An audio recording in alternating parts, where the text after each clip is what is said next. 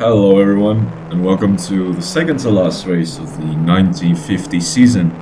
We're currently riding on board with Tula de Graafreed onto the outlap of the qualifying session in Reims, the city that hosts the French Grand Prix for the first couple of years in Formula One. And as we approach the second corner, we just take it way too flat and we just crash on a tree, meaning we can't actually set a lap time, meaning we will have to finish last. And I was very, very upset with this one because, again, Jose Fernando Gonzalez goes again on pole. He continues his amazing streak of poles. And here we go into the starting grid. We line up, of course, 32nd. And it's lights out. And away we go.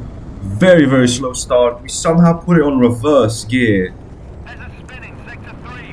But we are zooming. As you can see, the AI went off really, really slow at the start, and we just take advantage of it. Here we go. We pass Serafini, Manzan, Bonetto, Senesi, and Shell are up in the road. We pass Bonetto. And if we look behind, Bonetto just crashed. I don't think I was the issue there and why I crashed. Why he crashed, actually. In front of us we have Reg Panel in the next Alfa Romeo. He brakes really, really early, so I take advantage of it and we go up into 5th, and essentially not even a third of the lap. A lot of retirements behind us. I really did not have the patience and everything to really check on who retired. I'm really sorry about that. In front of us we have all the Alfa Romeos, Taruffi, Fagioli, Farina, and Fangio. And we were slowly gonna approach the very, very slow chicane up in front. It's not a chicane, it's a very, very close turn after, like, you're essentially going on 210 kilometers per hour. And you just have to go into like 50, which is very, very slow. And here we have Taruffi just crashes into the what's... Taruffi just crashed into the sign there, and we kind of really low-key cut the corner there, but let's see what Taruffi was going. He was riding 3rd at the moment of the crash. He just lost control of the car and couldn't get on the road in time. Here we are, we just low-key just cut the corner a bit, but that was mostly me trying to not crash into Fagioli, but I low-key touched Farina a lot there. And we're now in a drag race into the very, very long straight. I think it's one of the longest straights in F1 history here in Reims. We also have Farina behind us, 3/10.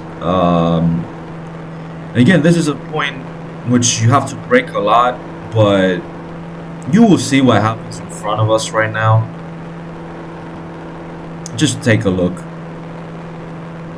I was really trying to see what Farina was gonna do because I also had to check, and Fangio just decides, okay, I'll brake really, really early for no reason. I crash into him. He continues his race, by the way. We will see a replay right now. But as you can see, he brakes really, really early, and it was at the moment that I was looking behind me to Farina, I crashed into him, but he's not out of the race. He will continue racing.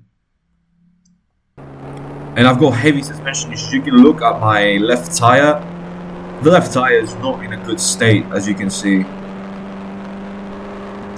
And I have to really, really control the car to be able to just try the best. And here we go into the second lap. Just take a look at what happens. Honestly, in the next corner, I was really upset at the... I will say I'm really upset at the map maker for this, but just take a look. I go wide here, and I just hit an invisible wall, and my car just dies. And as you can see also, Fangio is really close despite crashing out. Look at Fangio go. And we're out of the race essentially, and out of the championship. And as you can see, Fangio, despite me crashing into him, he ends up actually winning the race.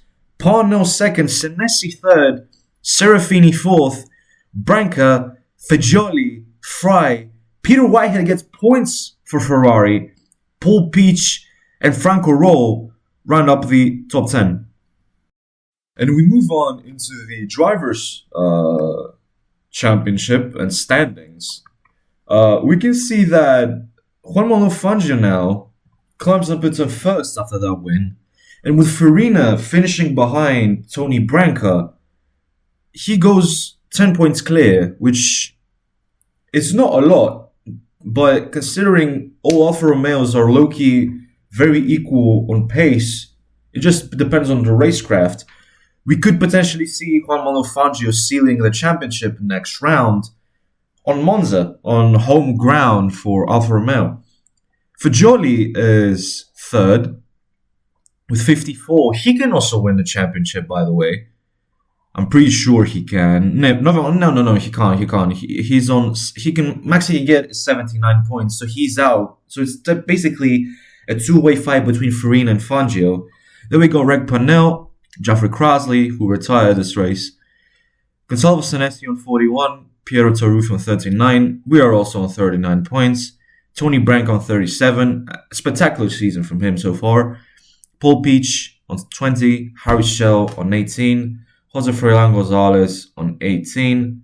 Domino Serafini on 14. He finished fourth. I mentioned Peter Whitehead getting points, but I didn't mention Serafini getting all of those points. Next up, we have Felice Bonetto on 13. Clement Biondenti on 10. Pierre Levegh on 8. Robert Mazon on 8. Joe Fry on 6. Guy Marias on 4. Peter Whitehead, of course, on 4. Henry Levaux on 3. Peter Walker on 1. And Franco Roll getting his first points in Formula 1. And then the absolute zeros of the season so far. Charles Pozzi, David Murray, David Hampshire, Leslie Johnson, Prince Biro, my teammate, Joe Kelly, Nello Pagani, Luigi Virolesi, and Gianfranco Comotti. Then we will move into the constructors. I didn't add the constructors last time. I'm sorry for that. I mean, first is Alfa Romeo, absolute domination, 349 points. Scuderia Achille Vasi on 52. Alta on 44. My team, I don't really remember the name right now. I'm sorry for that. We are on 39 points, all scored by me. Maserati on 27, very underwhelming season. Scuderia Milano on 23. Cooper on 18. Ferrari on 18. Talbot Lago on 15. Gordini on 8. And then we have ERA, which are on 1 point. And we have Scuderia Ambrosiana, who are on 0. And with that note, again, sorry for the very, very small video again. It's not my fault the game just decided to kill me on an invisible barrier. But thank you for watching. I really appreciate if you do watch this. And make sure you stay tuned for the finale of the season on Monza. Thank you so much. Have a great day.